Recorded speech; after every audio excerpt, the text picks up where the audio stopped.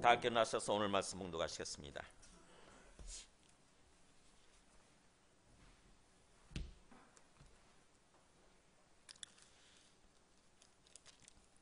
네, 그 말씀을 읽는 시간까지는 우리 주일학교 아이들도 여기 와서 같이 읽는 게 좋을 것 같아요.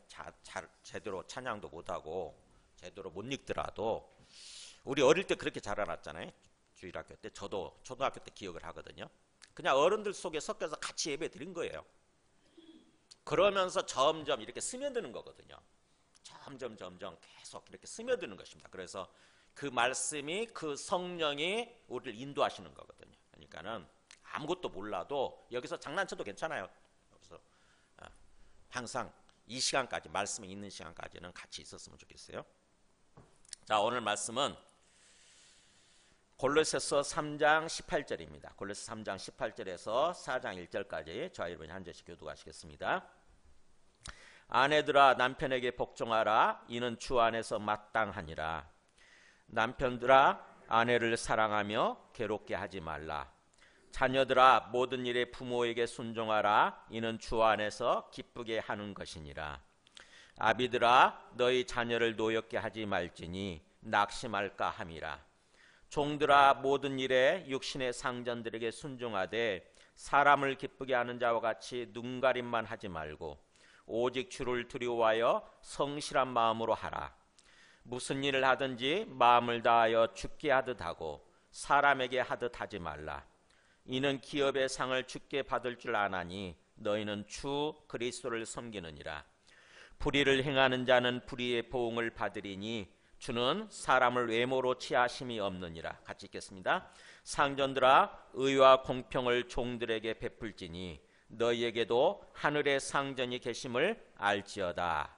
아멘. 앉으시겠습니다.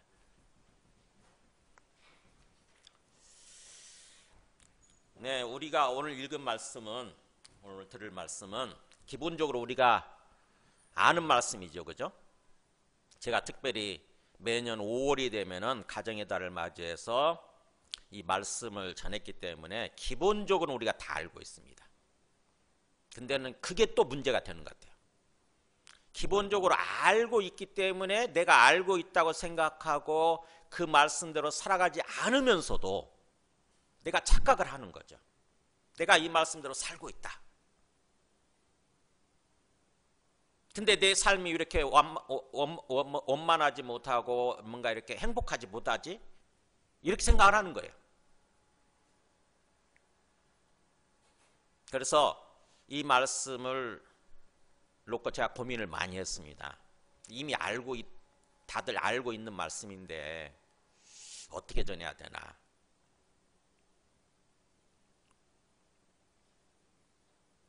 이 말씀 알고 있지만 이 말씀대로 행해야 우리 삶이 형통하고 행복해진다고 하는 것입니다. 주님께서는 우리한테 그런 삶을 원하세요. 우리가 자녀들한테 바라듯이 삶이 형통하고 행복해지기를, 행복한 삶을 살기를 바라는 거죠. 하나님께서 우리한테 그런 삶을 바라시는 거예요. 그래서 그런 삶을 위해서 관계 속에 하나님의 어떤 질서와 어떤 권위를 정해놓으셨다고 하는 것입니다. 인생은 관계입니다. 그렇잖아요, 우리가. 잘 생각해 보세요. 인생은 관계잖아요, 그죠? 관계를 맺고 살아가잖아요. 나 혼자 사는 게 아니잖아요. 관계 속에서 살아갑니다. 어릴 때 자랄 때까지는 부모와 자식 간의 관계가 있죠. 또 학교에서 스승과 제자 간의 관계가 있죠. 또 친구 간의 관계가 있죠. 그 다음에 또 성인이 된다면은, 결혼을 하게 되면은 남편과 아내의 관계가 있잖아요. 부부 관계가 있잖아요. 또 직장 생활할 때 직장에서 상하 간의 관계가 있잖아요. 상급자와 아래 하급자 간의 관계가 있지 않습니까? 또 동료 간의 관계도 있고. 관계예요, 관계. 우리 인생은 관계로 충만하고 관계로 똘똘 뭉쳐 있는 거죠. 근데 그 관계가 원활하지 않다고 생각해 보세요. 관계 속에서 계속 뭔가 갈등이 있고 다툼이 있고 계속해서 찌그덕찌그덕해요. 그렇게 하면 우리 삶이, 우리 마음이 어떻게 됩니까? 우리 마음이 힘들잖아요. 그죠? 그리고 또 우리 하는 일들이 형통하게 됩니까? 아니요. 우리 하는 일들이 다 무너져요. 이상하게 무너져. 하는 일들이 잘 안 돼요. 형통하지 못해요. 그렇게 되면 우리 삶이 또 행복해지지 않는 거죠. 복되지 않는 거예요. 그래서 관계 가운데서, 인생은 관계고, 관계 가운데서 온전히 하나님께서 은혜 주시고 하나님께서 통치하시는, 하나님께서 이끌어 가시는 그런 삶을 살아야 우리 삶이 형통하고 행복해진다고 하는 것입니다. 그렇기 때문에 오늘 말씀의 맥락을 한번 보세요. 2장까지는 복음의 원리에 대해서 얘기를 했잖아요. 그죠? 2장까지는 복음의 원리에 대해서 얘기하고 3장, 4장이 그 복음의 원리대로 살아가는 삶, 거기에 대해서 얘기를 하는데 1절에서 1단계 뭐였죠? 우리의 생각하라, 뭘 바라보라 그랬죠? 위의 것을 추구하라. 우리의 삶의 지향점에 대해서 얘기를 한 거죠. 우리 시선이 어디를 향해 있느냐, 어디를 향해 있어야 되느냐. 항상 위를 바라보고 하나님이 계시는, 예수님이 계시는 그 하늘을 바라보고 하늘을 지향하는 삶, 하늘의 것을 추구하는 그런 삶을 살아라라고 우리 삶의 시선에 대해서, 삶의 방향에 대해서 먼저 얘기를 했죠. 그 다음에 우리의 옛사람을 벗어버려야 된다고 얘기를 하죠. 그죠? 우리 옛사람, 옛 모습이에요. 옛 모습. 옛 모습대로 계속 살면서 어떤 새로운 생명의 삶을 살 수는 없다는 거죠. 그래서 옛사람을 옷을 입듯이, 낡은 옷을 벗어버리듯이 옛사람을 벗어버려야 된다, 이렇게 얘기를 했죠. 그 다음에 세 번째 단계는 뭡니까? 옛사람을 벗어버렸다고 한다면 이제는 새 사람을 입어야 된다, 이렇게 얘기했죠. 새 사람을 입어야 된다. 새로운 모습으로 살아야 된다는 거죠. 우리 개인의 신앙생활을 놓고 얘기하는 거예요. 우리가 새 사람으로 태어났기 때문에, 새로운 생명을 얻고 새로운 생명으로 태어났기 때문에 이제 새 사람으로, 새 사람의 모습으로 삶을 살아야 된다고 얘기를 한 거죠. 그것이 3단계 얘기를 했고, 그 다음에 이제 오늘 말씀이 우리가 개인적으로 살아가는 게 아니니까 관계 속에서 살아가기 때문에 그 관계 속에서 새 사람의 모습이 나타나야 된다고 하는 거죠.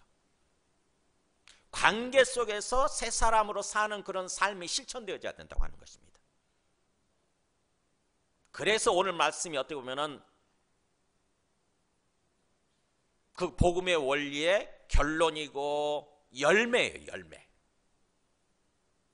우리 삶의 현장에서 복음의 원리대로 살아가야 된다고 하는 거죠. 그래서 그 관계를 다양하게 얘기를 하잖아요. 먼저 아내와 남편의 관계죠. 잘 알고 있지 않습니까? 아내에게 먼저 얘기를 하죠. 뭐라고 그럽니까? 남편에게 복종하라. 이는 주 안에서 마땅한 거다. 그리고 남편한테는 뭐라고 합니까? 아내를 사랑하라. 아내를 사랑하라. 그러면서 아내를 괴롭게 하지 말라, 이렇게 얘기를 하죠. 이렇게 하는 말씀이 기본적으로, 그죠, 우리가. 근데 문제는 찬찬히 우리를 자신을 돌아오면은 이 말씀대로 제대로 살아가고 있는가. 저는 굉장히 고통스럽더라고요. 이 말씀을 돌아보니까 제대로 살고 있지 않은 거예요. 저도.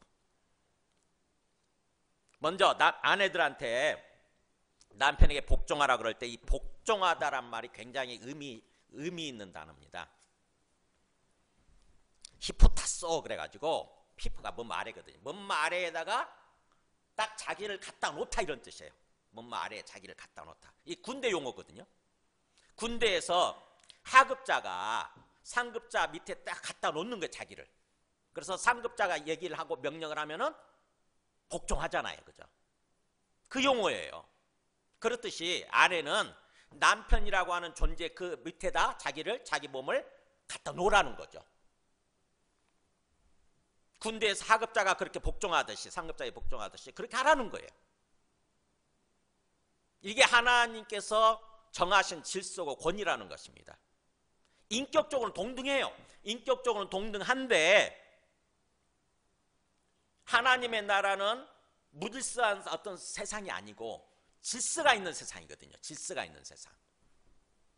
그래서 남편과 아내가 인격적으로 동등하지만 뭔가 선후 관계가 있는 거예요. 선후 관계. 누가 주도권을 쥐고 이끌어 가느냐, 누구를 머리로 세웠느냐 하는 거죠. 남편이라고 하는 존재를 그렇게 머리로 앞에 선 존재로, 앞에서 깃발을 들고 가는 존재로 세웠다고 하는 것입니다. 그걸 가장이라고 그러잖아요. 가장. 그래서 어떻게 보면은 아내 입장에서 보면은 남편이 굉장히 못나고 부족하고 마음에 안 든다 할지라도 하나님 때문에 하는 거예요. 하나님이 정하신 질서와 권위 때문에 그렇게 순종하는 거예요. 나를 쳐서 복종시키는 거예요. 이게 주 안에서 마땅하다 이런 말이죠. 주 안에서 마땅한 거다. 이건 주 안에서라는 말은 주님을 믿는 믿음 안에서 그런 뜻이에요. 주님을 믿기 때문에, 그렇게 정하신 그 주님을 믿기 때문에 주님 앞에서 주님을 경외함으로, 주님 앞에서 두려움과 떨림으로 그렇게 행하는 거예요. 그렇게 행할 때 마땅한 거다, 합당한 거다, 적절한 거다 이렇게 표현하죠. 정확히 의미적으로 보면은, 원어적으로 보면은 하나님 정하신 질서까지 이룬 거다 이런 뜻이에요. 이렇게 밑에서부터 쫙 차올라 가지고 그렇게 딱 자기를 쳐서 남편 아래에 갖다 놓을 때에 그게 하나님이 정하신 기준까지 딱 이룬 거다 이런 뜻입니다. 완료 시제로 돼 있어요. 이게 이룬 거다, 마땅한 거다. 그러니까 이게 쉽지 않은 거죠. 어떻게 보면은 이게 쉽지 않지만 정말 애를 써서 어떻게 보면은 막 내 속에서 반발심이 일어나고 막 그런다 할지라도 그걸 나를 쳐서 억지로 이렇게 뭔가 순종하게 될 때, 복종하게 될 때 비로소 하나님 정하신 질서까지, 기준까지 이룬 거다 이렇게 얘기를 하는 것입니다. 그래서 어떻게 보면 이것이 억지로 하는 것이 아니라 사실은 하나님 때문에 마음에서 우러나와서 자발적으로 순종하는 거, 그렇게 하라고 하는 얘기를 하는 거죠. 예수님도 성부, 성자, 성령 그럴 때 성부, 성자, 성령이 다 인격적으로 동등합니다. 신적 권위에 있어 동등해요. 그런데도 불구하고 그 아들이신 예수님이 하나님 아버지께 어떻게 복종을 하시냐면요, 그 빌립보서 2장 5절에 나오죠. 너희 안에 이 마음을 품으라 그러면서 그리스도의 예수의 마음을 품으라 이렇게 얘기를 하죠. 그리스도이신 예수님의 우리가 마음을 품고 우리가 살아야 된다고 하는 거죠. 그러면서 뭐라고 그래? 예수님에 대해서 얘기를 하죠. 그는 근본 하나님의 본체시나, 그러니까 근본적으로 그런 뜻이죠. 본질적으로 예수님은 하나님 아버지와 본체시다. 하나님 아버지와 같은 형체다 그 말이에요. 이게 하나님 아버지의 형체다. 하나님의 형체, 하나님과 하나님으로서 동등하다는 거죠. 하나님 아버지나 예수님이나 성령님이나 하나님으로서 같은 형체다라고 하는 거예요. 같은 분이라는 거죠. 동등하시나 하나님과 동등됨을 취할 것으로 여기지 아니하시고 그러잖아요. 스스로 그렇게 생각하신 거예요. 내가 하나님이지만 하나님 아버지와 같이 맞짱 뜨려고 해야지 않아야 되겠다 이렇게 생각을 하셨다는 거죠. 그래가지고는 자기를 비워서 그러잖아요. 자기를 비운 거예요. 자기를 비워서 종의 형체를 가지사 사람들과 같이 되셨고, 그러니까 하나님 아버지를 위해서 하나님 아버지께서 세상을 구원하기를 원하시니까 그 세상을 구원하기 위해서 내가 사람의 모습으로 땅에 내려가야 되겠다 이렇게 생각을 하신 거죠. 그래서 자기를 비워서 사람들과 같이 되셨고, 그 다음에 그래서 사람의 모양으로 나타나셔서 어떻게 얘기합니까? 자기를 낮추시고 죽기까지 복종하셨다 이렇게 나오잖아요. 자기를 낮추시고 죽음까지 복종하신 거예요. 하나님이신데, 예수님이 하나님이신데 하나님 아버지 앞에 철저하게 자기를 낮추시고, 마음에서 우러나온 거죠. 자발적으로 낮추시고 죽기까지 복종을 하셨다는 거죠. 그러니까 우리가 예수님을 믿는다고 하는 것은 예수님의 삶의 자취를 따라가는 거거든요. 예수님의 뒤를 따라가는 거예요. 그래서 예수님처럼 우리도 그렇게 살아야 된다고 하는 거죠. 그래서 어떻게 보면은 아내가 남편에게 복종하는 게 참 마음에서 힘들다 할지라도 남편이 남편다워야 그러죠. 이렇게 얘기를 하잖아요. 남편이 남편다워야 내가 남편을 귀하게 여기고 존중하고 사랑하지요. 이런 말을 하지 않습니까? 그게 세상적인 말이고 육신적인 말들이에요. 우리는 주님 때문에 그렇게 하는 거예요. 주님 때문에, 하나님 때문에. 하나님이 그렇게 질서를 정하시고 하나님이 그렇게 남편한테 권위를 부여하셔서 남편을 머리로 내 앞에 어떤 깃발을 든 자로 세우셨기 때문에 그렇게 따라가는 것입니다. 아담과 하와의 관계에서 하와가 남편을 돕는 자로 하나님께서 세우셨는데 하와가 남편을 돕기는커녕 남편을 걸려 넘어지게 만들죠. 그죠? 마귀의 유혹에 빠져가지고 하나님 먹지 말라고 하는 그 나무의 열매를 따가지고 자기가 먹을 뿐만 아니라 남편도 먹게 만들잖아요. 그래서 둘 다가 결국 망한 거죠. 그래서 하나님께서 심판하신 다음에 심판하시죠. 심판하신 다음에 그 하와한테 뭐라고 얘기를 하냐면은요. 이런 말씀을 하세요. 하와한테 너는 남편을 원하고 남편은 너를 다스릴 것이니라 이렇게 얘기를 해요. 무슨 말이야? 창세기 3장 16절에 너는 남편을 원하고 남편은 너를 다스릴 것이니라. 그러니까 너는 남편을 네 마음대로 하려고 하겠지만 그런 뜻이에요. 너는 남편을 네 마음대로 하려고 하겠지만 네가 앞장서서 네가 나서서 그렇게 주도적으로 하려고 하겠지만 그때 남편은 너를 다스려야 된다고 하는 거죠. 남편이 가장이라는 것입니다. 남편이 주도적으로 나서야 된대요. 그 비슷한 얘기가 나중에 4장에서 보면은 또 아벨과 가인 할 때 가인한테도 그런 얘기를 해요. 가인이 죄를 범하려고 그러잖아요. 자기 동생의 그 아벨을 죽이려고 그러죠. 그럴 때에 하나님이 경고를 하세요. 뭐라고 그러냐면은 죄가 너를 원하나 너는 죄를 다스릴지니라 얘기를 해요. 죄 마귀라고 생각하면 돼요. 마귀가 너를 잡아먹으려고 너를 주도해 가면서 너를 잡아먹으려고 너를 죄에 빠뜨리려고 그렇게 하겠지만 너는 그때 죄를 다스려야 된다. 마귀를 다스려야 된다고 하는 거죠. 네 마음속에. 거기에 빠져서는 안 된다는 거죠. 육신적인 어떤 그런 죄악된 마음에 빠져서는 안 된다고 하는 거죠. 그러니까 이 남편과 아내의 관계에 있어서는 마찬가지예요. 아내 입장에서 보면 남편이 못마땅할 수 있어요.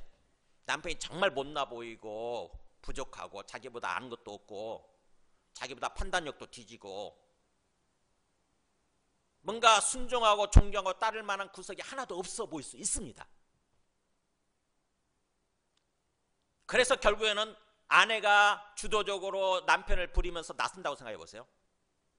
그러면 하나님이 정하신 질서를 어기게 되는 거예요. 그렇게 되면 그 삶이 형통하냐? 그렇지 않습니다.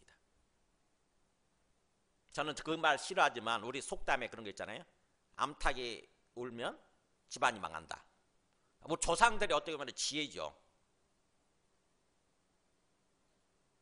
선한 어떤 동기로 그 말씀이 나왔겠죠. 그죠? 그러니까 아내 입장에서 남편이 조금 뭔가 지혜롭지 못하고 못마땅하다 할지라도 어떻게 해야 되냐면은 자기가 주도적으로 앞에서 나서는 것이 아니라 뒤에서 조정하는 거예요. 남편한테 잘 얘기를 하는 것입니다. 차근차근 이렇게 하는 게 좋겠다고. 이번에 그 이재명 씨, 저는 이재명 씨하고 그 아내 김혜경 되는 사람 가만히 보면서 이야 정말 지혜롭다 이런 생각을 해요. 김혜경 씨가 정말 지혜롭다. 그 비 오는 날 이재명 씨가 이렇게 우산을 들고 있을 때 김혜경 씨가 어떻게 하는 거 보셨어요? 옆에서 우산 들고 있는 손이 저기 해가지고 어렵잖아요.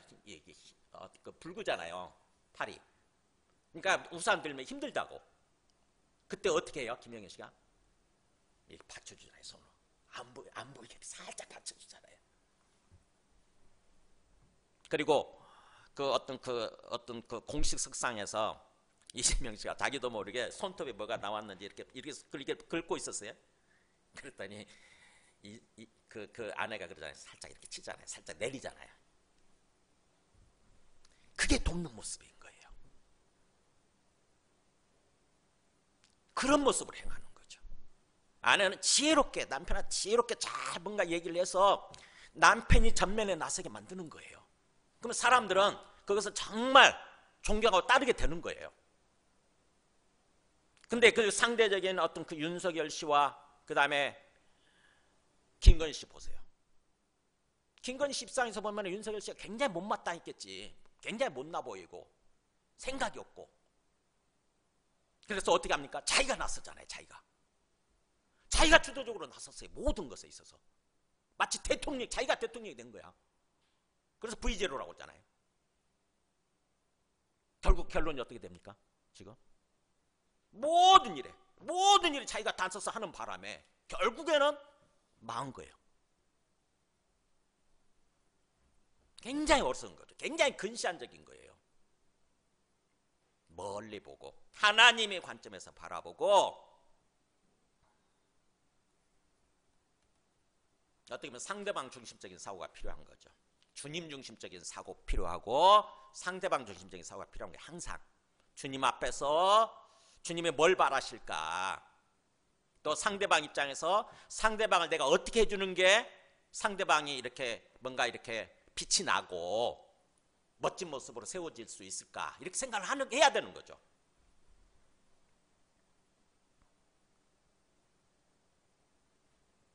그 다음에 남편은 아내를 사랑하라고 돼 있죠. 이 사랑한다는 말은 아가파오 해가지고 하나님이 우리에게 베풀어 주시는 사랑을 얘기해요. 우리는 남편과 아내 관계는 에로스적인 사랑으로 시작을 하지만 거기에 머무르지 않고 아가페적인 사랑까지 가야 되는 거죠. 아가페적인 사랑은 희생과 헌신하는 거예요. 내 목숨을 바치는 거예요.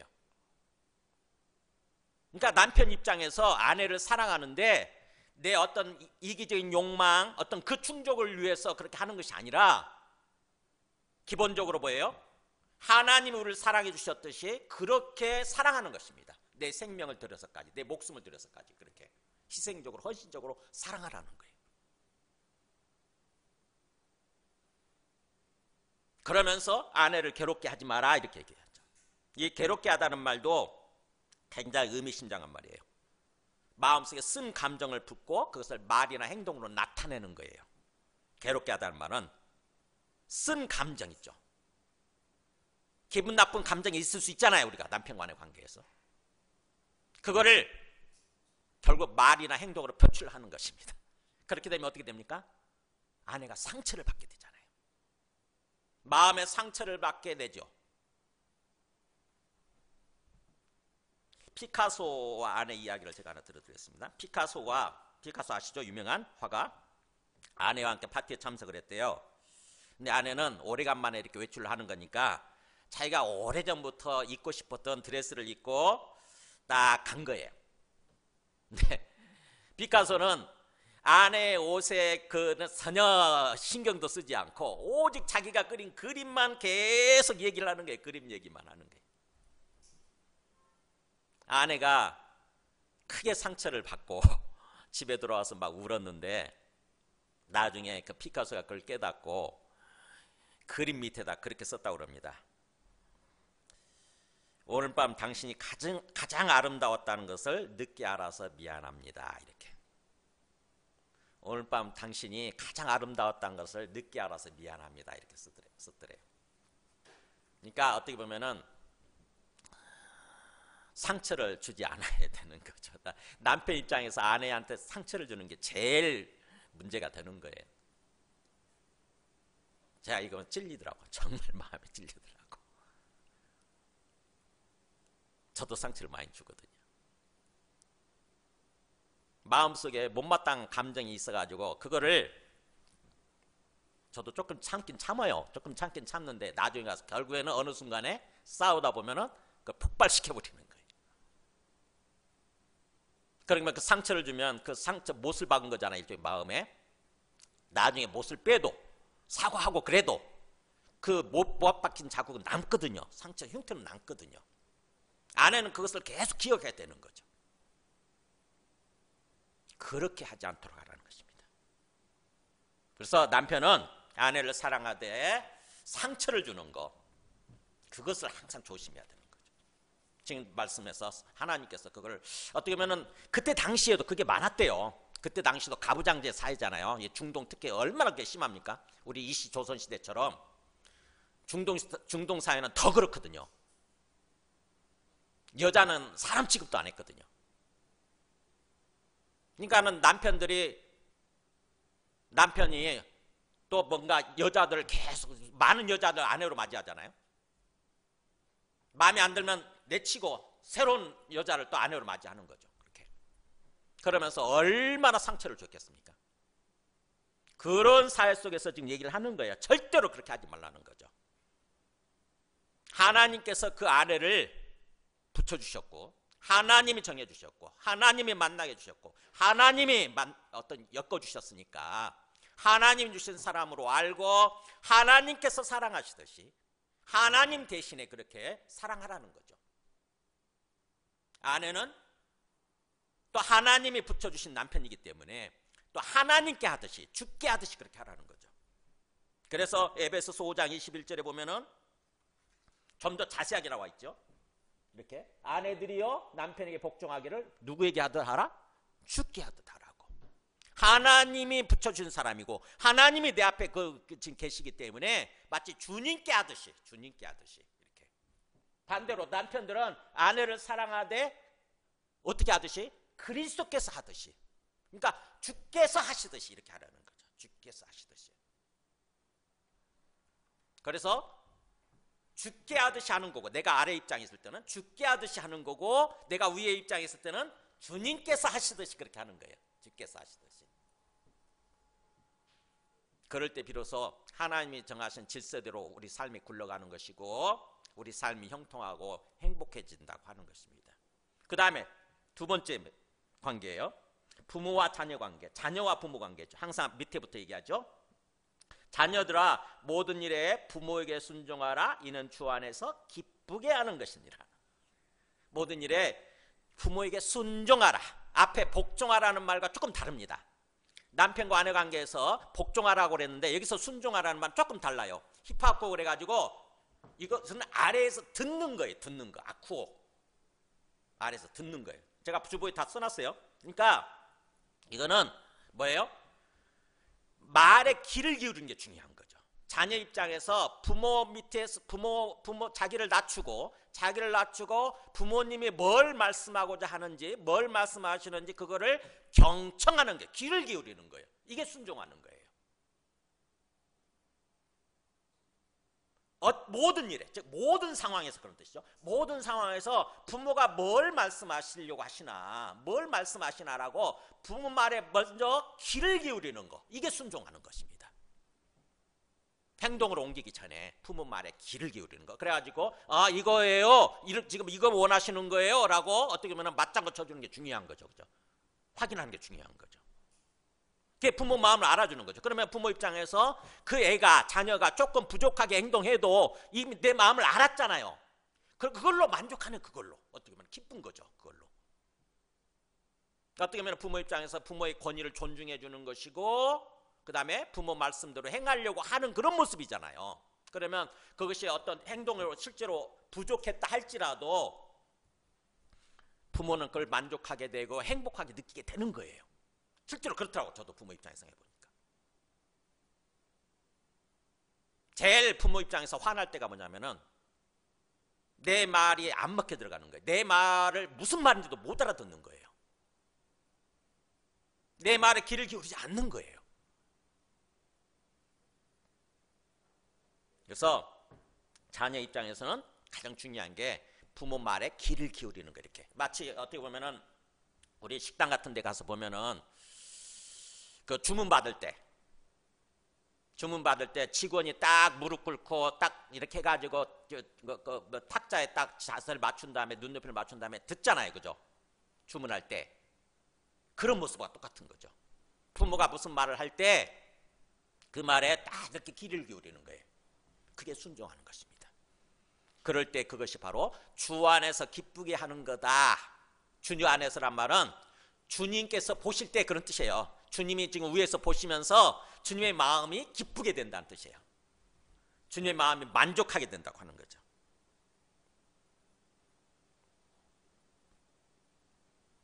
주님께서는 그래서 우리 자녀들한테 먼저 부모 말에 귀를 기울이려고 하는 거. 그러면서 또 부모 입장에서는 자녀들한테 어떻게 하라고 되냐면은 자녀를 노엽게 하지 말라는 말이에요. 노엽게 하지 말래요. 노엽게 하지 말지니 낙심할 감이라. 부모가 제일 범하기 쉬운 잘못이 뭐냐면은 자녀를 노엽게 하는 거라는 것입니다. 자녀 뭐 이거 보니까 내 밑에 있고 내 자식이니까 내 마치 소유 재산처럼 내 소유물처럼 생각이 되고 그러니까 뭐예요? 내 마음대로 하는 거죠. 어떻게 보면 내 마음대로 뭔가 말을 하고 함부로 대하고 막 이러는 거죠. 뭔가 무분별하게 몰아붙이는 거예요. 그래서 노엽게 한다는 말은 감정을 건드린다는 뜻이에요. 자녀의 감정을 건드리는 거. 그렇게 되면은 자녀가 뭐 상처를 받고 낙담하게 된다고 하는 거죠. 낙심하게 된다고 하는 것입니다. 낙심하게 되는 게 삶의 어떤 의욕이 꺾인다는 뜻이에요.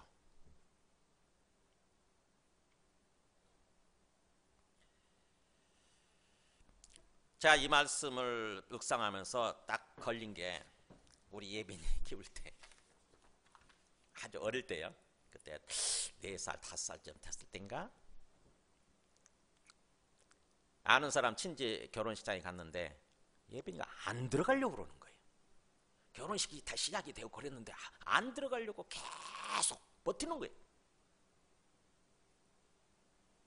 차 속에서부터 그래서 그러는 거예요. 안 나오려고 그래요. 예빈이가 굉장히 심령적으로 뭔가 예민하고 연약하거든요. 강하고 담대하지 못합니다. 굉장히 유약해요. 그러다 보니까 제가 그걸 막 한 10분, 20분 이러다가 짜증이 나고 화가 나는 거예요. 그래가지고 막 윽박지른 거예요. 소리를 지르고 윽박 지르고. 그래가지고 억지로 나왔어요. 차에서 나와가지고 이제 예식장에 갔는데 예식장 그 노비에서 또 안으로 안 들어가려고 그러는 거예요. 얼마나 화가 나든지. 그랬더니 결국 예빈이가 울어버리더라고. 거기서 우니까 더 화가 나잖아요. 예식장인데 지금 막 소리내서 우니까. 그게 딱 기억이 나. 제 마음이 힘드네. 얼마나 애가 자기가 심령이 연약해서 겁이 나고 두려웠으면 그랬을까. 그걸 알아주지 못하고 제가 막 윽박지르고 몰아붙였다고 하는 게 참 마음이 그렇더라고요. 그렇게 하지 않아야 된다고 하는 거죠.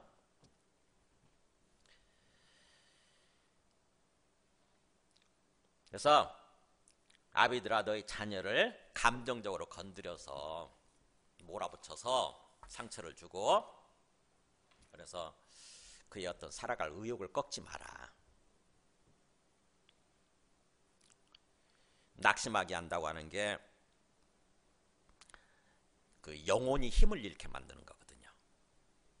마음을 꺾어버리는 것입니다.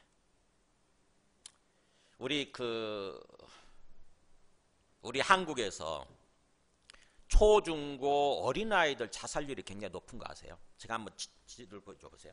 도표를 보여줘 보세요.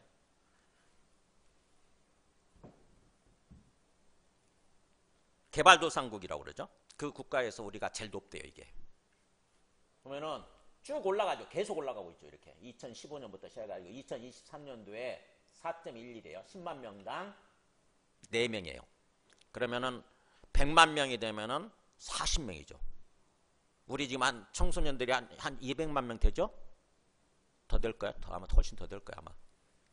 그러면은 적어도 80명 막 이렇게 된다는 얘기잖아요. 그러니까 엄청난 거 이게. 우리가 제일 높대요. 근데 여기서 그 이유를 이제 조사를 한 거죠. 이게 통계에 잡히니까. 고3 아이들 이게 2003년도 어떤 기사인데 부산의 한 아니다 얼마 전 기사구나. 얼마 전에 부산의 한 고등학교에서 재학 중이던 2학년 여학생 3명이 극단적인 선택을 한 걸로 이렇게 나타났잖아요. 여학생 3명이 한꺼번에 서로 막 죽어도 같이 모의해서 죽어. 이 청소년 자살률이 늘어나는 현상에 대해서 조사를 했어요. 그랬더니 주된 어떤 그 영향이 뭐냐면은 학업에 대한 부담감이래요. 공부에 대한 부담감. 전체적인 분위기도 그렇지만 우리나라 전체적인 분위기도 그렇지만 얼마나 부모들이 특히 엄마들이 극성스럽냐고요. 특히 이 강남 땅 가면은 강남 가면 장난이 아니에요. 장난이 아니에요. 초등학생인데 중학교 수학을 넘어서 고등학교 수학을 풀게 만들어. 고등학교. 그거 따라가지 않으면 뒤처진다고 생각을 하니까. 그러면 아이들 그 따라가는 애들은 소수잖아요. 극소수예요. 앞에. 극소수 걔들은 그렇게 따라가겠지만은 그 못 따라가는 아이들은 얼마나 스트레스를 받겠냐고요. 결국에는 마음에 엄청난 부담감을 느껴가지고 그거를 피하게 되는 거죠. 회피하려고 하게 됩니다. 그러나 방어기지가 작동이 돼가지고 정신적으로 미쳐버린다거나 이렇게 되잖아요. 정신적으로 미쳐버린다거나 아니면 저렇게 끝내버린다거나. 옛날 우리 초창기 교회 때 우리 나왔던 한 아이 청소년이 있었잖아요. 분당에 사는 아이. 걔도 그랬잖아요. 걔가 왜 정신적으로 미쳤냐. 엄마가 그렇게 공부를 강요하니까. 그 부담감을 이겨내지 못하고 그렇게 돼버린 거죠. 그러니까 어떻게 보면은 부모가 특히 엄마가 자기 욕심 때문에 그런 거죠. 사회적인 분위기 그 욕심 때문에 내 아이가 뒤처지면 안 된다. 남보다 앞서야 된다. 그래야 내 유신이 살거든요. 내 아이가 다른 아이들보다 더 공부 잘하고 앞서서 나가야 내 체면이 사는 거예요. 부모들끼리 만나서 엄마들끼리 만나서 얘기를 할 때.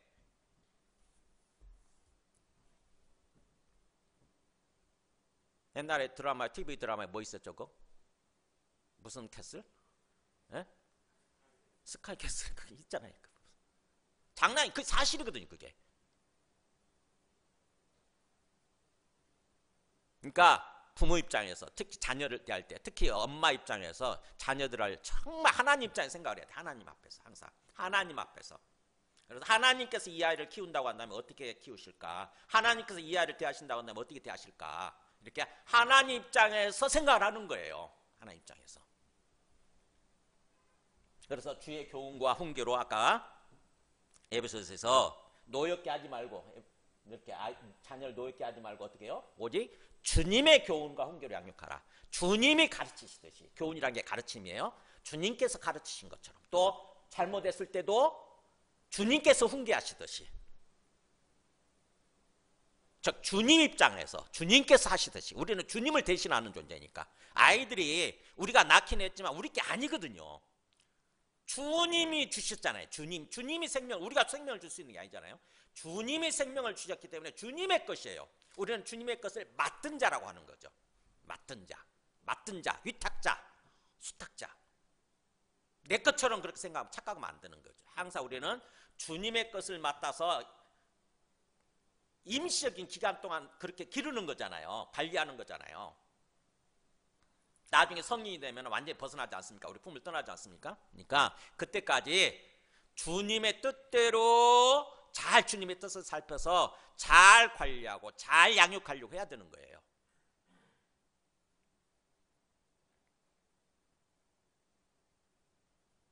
그렇게 할 때에 참으로 우리의 삶이 질서가 잡히고 형통하게 되고 하는 일들도 형통하게 되고 삶이 행복하게 된다고 하는 것입니다. 세상은 반대 방향으로 가고 있어요. 디모데후서 3장 1절에 보면은 말세가 될수록 디모데후서 3장 1절 보세요. 너는 이것을 알라 하고 말세에 고통하는 때가 이를 거다 그러면서 말세 우리 심령이 고통을 받는 때가 올 거라고 하는 거죠. 막이 날뛰고 죄가 날뛰면서 고통받는 때가 올 텐데 내용을 쭉 얘기하는 데 보면은 뭐예요? 부모 거역하는 모습이 나오죠. 부모를 거역하는 게 말세 풍조예요. 반대로 자녀를 어떻게 보면 내 욕심대로 함부로 또 하려고 하는 게 그게 말세의 풍조예요. 이 하나님의 창조 질서를 거스르는 모습이에요. 돈을 사랑하고 돈이 전부가 된 세상이 됐죠, 그죠? 돈이 전부고 돈이 중요하긴 하지만 필요하긴 하지만 돈이 전부는 아니잖아요. 근데도 불구하고 우리가 착각을 하는 거죠. 돈이 전부인 것처럼, 돈만 있으면 다 모든 것이 될 것처럼 그런 세상이 되고 있어요. 그래서 돈을 사랑하고 자기를 사랑하고 부모 거역하고 감사할 줄 모르고 그러다 보니까 이게 세상 풍조예요. 지금 가만하나 뜯어보면 우리가 그렇게 지금 세상이 흘러가고 있는 거죠. 우리도 자칫하게 되면 거기에 휩쓸리게 됩니다. 지금 그 파도에. 그래서 자녀들은 부모님께 순종하고 또 부모들은 자녀를 노엽게 하지 말고 내 욕심, 내 욕망 때문에 노엽게 하지 말고 감정을 건드리지 말고 그렇게 살라고 하는 거죠. 그 다음에 세 번째, 마지막 세 번째 관계는 종들과 상전의 관계입니다. 자, 종들은 우리 사회생활하면서 아래 위치에 있는 그런 사람들이라고 생각하면 돼요. 직장에도 가면 그런 있잖아요. 우리의 상급자가 있을 때 그때 종들아 뭐라 그럽니까? 모든 일에 육신의 상전들에게 여기도 순종하되 그랬잖아요. 순종하라. 육신의 상전들에게 순종하라. 모든 일에. 이 순종하라는 말이 앞에 나와 있었던 자녀들아 모든 일에 부모에게 순종하라는 말과 똑같아요. 즉 다시 말하면 몸마 아래에 내 몸을 낮추고 그분 상급자 아래에 내 몸을 낮추고 그분의 말에 귀를 기울여라 이런 뜻이에요. 상급자의 말에 귀를 기울여라. 상급자가 뭘 말하려고 하는지 그 말에 귀를 기울여라. 이게 순종하는 거예요. 1차적으로 제일 중요한 게 그거잖아요. 그래서 모든 일에 육신의 산정들에게 순종하되 사람을 기쁘게 하는 자와 같이 눈가림식으로 하지 말고 오직 주를 두려워하여 성실한 마음으로 하라. 네.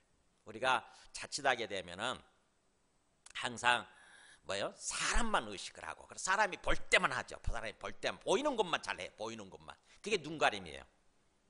눈가림이란 말이 눈 봉사라는 뜻입니다. 우리 그 입술로만 하는 게 립 서비스라고 그러잖아요. 말로만 하는 거. 근데 이게 눈가림은 눈 서비스예요. 아이 서비스예요. 아이 서비스. 눈에 보이는 것만 잘 하는 거예요. 눈에 보일 때만, 볼 때만. 상급자가 볼 때만 그럴때게 하는 것처럼 하는 거예요. 근데 그렇게 하지 말라는 거죠. 우리는 위에서 지켜보고 계시는 주님을 두려워하고 주님께 하듯이 해야 되는 거죠. 주님께 하듯이. 그래서 주를 두려워하여 그랬잖아요. 이게 믿음이잖아요. 주님을 두려워하여 지금 지켜보고 계시는 우리 앞에 살아계시고 위에서 지켜보시는 주님을 두려워하여 오직 죽게 하듯이 성실하게 마음을 다해서 성실한 마음으로 하라고 하는 거죠. 그러면서 우리가 무슨 일을 하든지 마음을 다하여 죽게 하듯 하고 또 반복을 하죠. 이게 중요하니까 죽게 하듯 하고 죽게 하듯이 하고 사람에게 하듯 하지 마라.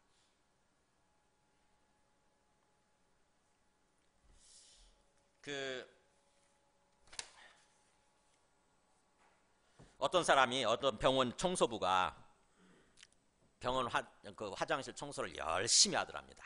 아주 깨끗하게 정말 빡빡 닦더래요. 그러니까 거기에 들어왔던 직원이 어떤 사람이 꼭 그렇게 할 필요 있냐고 대충 하시라고 그랬대요.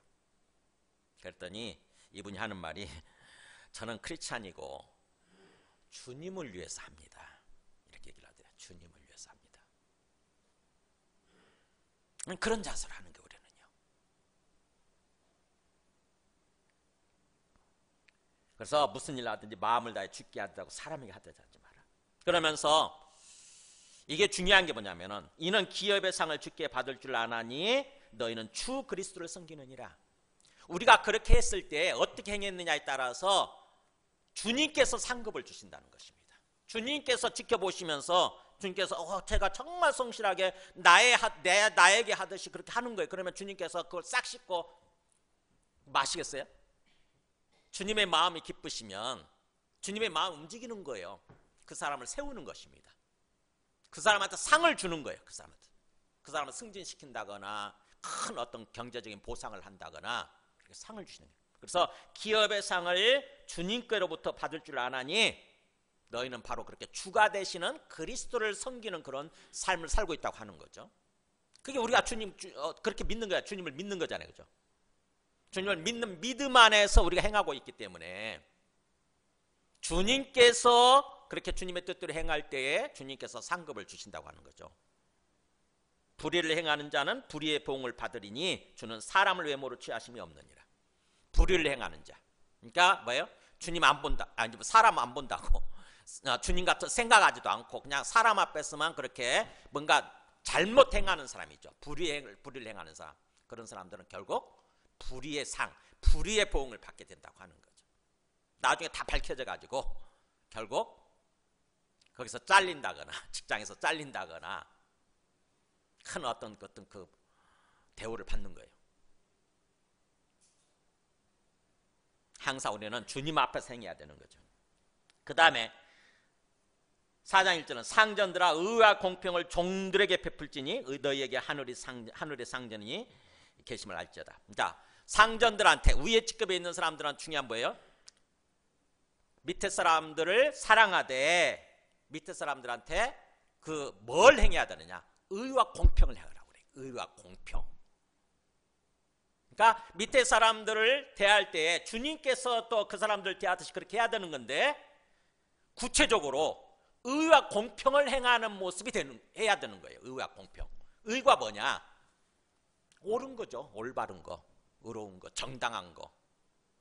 공평은 뭐냐? 사실은 이게 사랑이에요. 사랑. 공평, 어떻게 보면 동등한 거, 균등한 거 이런 건데 우리 구약적으로 말씀해 보면 구약에서 너희는 먼저 그의 나라와 그의 의를 구하라 그럴 때 그의 의를 구하라 그럴 때 그 의를 두 가지로 얘기를 하거든요. 하나는 미시파트, 즉 공정, 정의죠. 정의. 그 다음에 또 하나는 사랑, 체다카. 이 두 가지가 의거든요. 우리는 의가 그러면 한 가지만 생각하잖아요. 그냥 법적으로 정당한 거 이런 것만 생각하기 쉬운데 사실은 하나님이 말씀하시는 의는 두 가지거든요. 법적으로 정당한 것뿐만 아니라 관계적으로 다른 사람을 정말 인격적으로 존중해주고 사랑을 베푸는 거, 이것도 의거든요. 이것이 여기서는 공평이라고 좀 표현되어 있는 것 같아요. 제가 볼 때. 그러니까 밑에 직원이지만 그 사람을 뭐예요? 정말 그 사람 앞에서 법적으로 정당한 거, 사회적으로 정당한 것을 베풀 뿐만 아니라 그 사람을 인격적으로 존중해주고 사랑을 베풀려고 하는 거죠.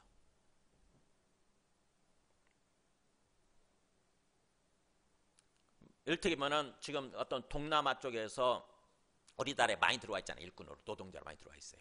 근데 요즘은 많이 줄어드는데 옛날에 보면은 그 사람들 시컬 일 시켜놓고 월급 안 주잖아요. 임금을 뭐예요? 착취해요. 저 그런 사람 만났거든요. 여기서 가까운 데 사는데 저쪽에 용인 쪽에. 그분은 저쪽에 있는 그 강남에 있는 무슨 교회냐 저쪽 아산병원 근처에 있는 무슨 교회죠? 유명한 교회인데 그 교회를 다니고 있었어요. 근데 그 교회를 다니고 있는 그 어떤 주인도 집주인도 그 교회를 다니고 있었는데 그 동남아시아에 있는 어떤 그 아주머니가 저한테 와서 호소를 하는 거예요. 우리 집주인이 어디 그 교회를 다니고 있는데 자기가 그 집에서 일을 하다가 접시 하나를 깼다는 거예요. 근데 그 접시 하나를 깼다고 한 달치 월급을 안 준다는 거예요. 그게 3달째 밀렸대. 그 사람들은 그 월급 받아가지고 사는 사람들이잖아요. 근데 3달째 월급을 안 주면 어떻게 하라는 얘기야. 그러면서 자기는 그 교회를 다니는 거야. 제가 막 화가 나더라고. 그 목사님한테 얘기를 할까? 그 담임 목사님한테. 그렇게 하면 안 되는 거죠. 그게 부당한 불의를 행하는 거예요. 그렇게 하지 말라는 거죠. 의와 공평을 종들에게 베풀라. 인격적으로 존중해주고 사랑하라는 거죠. 주님께서 그 사람을 대하듯이, 그 종들을 대하듯이. 그럴 때에 항상 어떤 생각을 하고 살아야 되냐면은, 내가 이 집안에서는 내가 제일 꼭지지만, 제일 위에 있지만, 내가 이 회사에서는 제일 위에 있지만, 사장이지만, 그러나 내 위에 하나님이 계신다. 하나님의 진짜 상전이 하나님이 계신다. 주님이 돕고 계신다고 하는 것을 항상 생각하라는 거죠. 그래서 주님 앞에서 두려움과 떨림으로 행하는 거예요. 주님을 경외함으로. 그럴 때 거기 24절 25절은 사실은 두 사람한테 다 걸리는 거예요. 하급자한테도 걸리고 상급자한테도 걸리고. 유대인들이 그 사람 말을, 중요한 말을 그렇게 한다고 그랬죠. 항상 이렇게 보면은 키아즘 구조라고 그랬어요. 가운데다 중요한 것을 가운데다 박아 놓는 거. 그래서 주는 사람을 외모로 취하심이 없다는 말이 그거예요. 주는 그 외모라는 게 외적인 조건이잖아요. 이 사람이 하급자든 상급자든 상관없이 주님은 똑같이 공평하게 대하시는 거죠. 저 사람이 뭐예요? 불의를 행했으면 불의의 보응을 내주시고, 정말 의롭게 행했어요. 하나님 뜻대로 행했어요. 그러면 하나님께서 상급을 주시고, 이렇게 된다고 하는 거죠.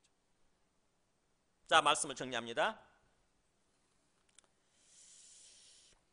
우리 자동차 만든 헨리 포드 있죠. 포드가 자기 공장에서 8시간 근무제를 처음으로 도입하고 하루에 $5씩 임금을 지급했다고 합니다. 근데 그때 당시에 이게 굉장히 고임금이래요. 파격적인 대우였대요. 사람들이 물었다고 합니다. 아니, 왜 이렇게 직원들한테 잘 합니까? 그랬더니 직원들이 행복해야 차도 잘 만들 수 있고 회사가 번창할 수 있습니다. 그렇기 때문에 저는 그렇게 합니다. 그렇게 얘기를 하더래요. 그러니까 헨리 포드도 어떻게 보면 굉장히 예수님 믿는 사람이었잖아요. 예수님 믿는 믿음 안에서 잘 행동한 거예요. 우리가 자꾸 내 욕심이 들어가면 근시안적으로 항상 행동합니다. 근시안적으로. 당장의 이익을 얻기 위해서. 굉장히 어리석은 거죠. 그렇게 되면 멀리 보면 망하는 게 결국. 이 세상, 지금 세상 돌아가는 거, 특히 정치 어떤 그런 쪽이 이렇게 돌아가는 걸 잘 보면서 교훈을 얻으세요. 저렇게 살았더니 결국에는 다 밝혀지고 망하는구나. 그러면서도 성경책 읽고 교회 가서 예배 드린다고요? 얼마나 위에서 하나님 보실 때 웃기겠어요, 그게. 얼마나 웃기냐. 우리가 볼 때도 웃기는데, 목회자인 제가 볼 때도 웃기는 거예요. 하나님을 들먹이지나 말지. 트럼프도 마찬가지잖아요. 끝에 가면 성경책 들고 나타나가지고 자기가 하나님 믿는다고, 예수님 믿는다고. 그러놓고 나서 뭐예요? 오로지 자기 나라 이익만을 위해, 자기 이익만을 위해서 수많은 지구상에 있는 모든 나라한테 밀어붙이잖아요. 돈 얼마큼 내, 관세 얼마 올리겠어, 왔다 갔다 하잖아요. 당신은 50% 내, 아니 당신 100% 내. 그랬다가 또 아니 그냥 25%만 돼, 아니 10%만 돼. 왔다 갔다 해. 계속 바뀌어. 오죽했으면은 일본 그 기시다 총리가 화를 냅니까? 그렇게 대하는 게 아니다. 이게 인격적으로 이건 무시하는 거다. 같은 나라의 정상인데. 일본은 항상 미국한테 그렇게 복종하고 순종하고 그렇게 했잖아요. 동맹국이라고 그러면서. 그런데도 불구하고 결국 화를 내지 않습니까? 왜 그렇게 사냐고, 왜? 그러면서 하나님을 들먹이지나 말라고. 차라리 어떻게 될 것 같으세요? 저는 봅니다. 망해요. 반드시. 확률 100%예요. 왜 그렇게 근시안적으로 멀리 보지 못하고 그렇게 가냐고. 어리석은 길을 가냐고. 망하는 길을 가냐고. 정말 존중해주고, 상대방을 존중해주고, 인격적으로 존중해주고, 정말 의롭게 행하려고 하고, 그러면은 서로가 유해줄 거 아닙니까? 서로가.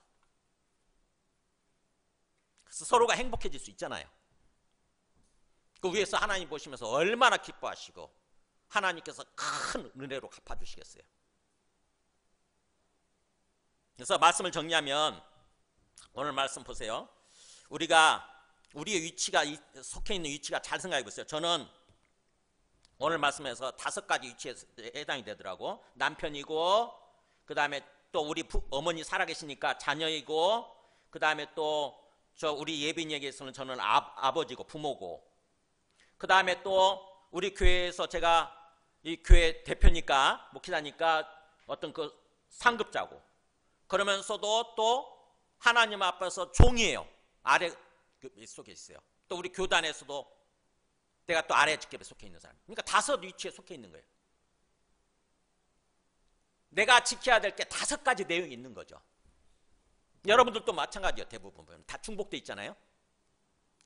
하나하나를 놓고 정말 내가 제대로 알고 제대로 행하고 있는가 찬찬히 생각해 보시기 바랍니다. 저는 정말 마음에 찔리더라고.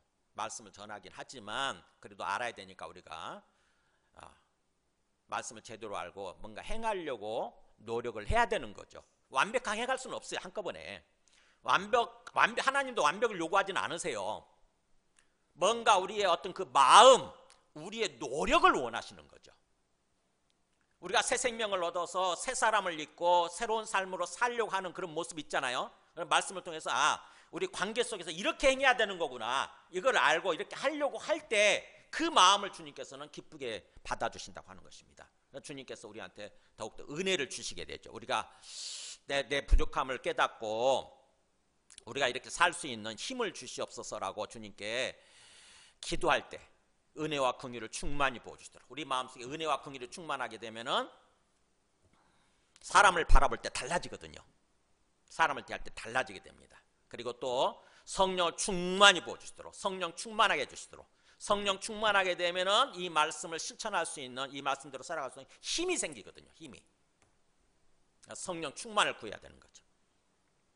은혜와 긍휼을 구하고 성령 충만을 구하면서 그래서 이런 삶을 살려고 우리가 실천하려고 뭔가 노력해야 된다고 하는 것입니다.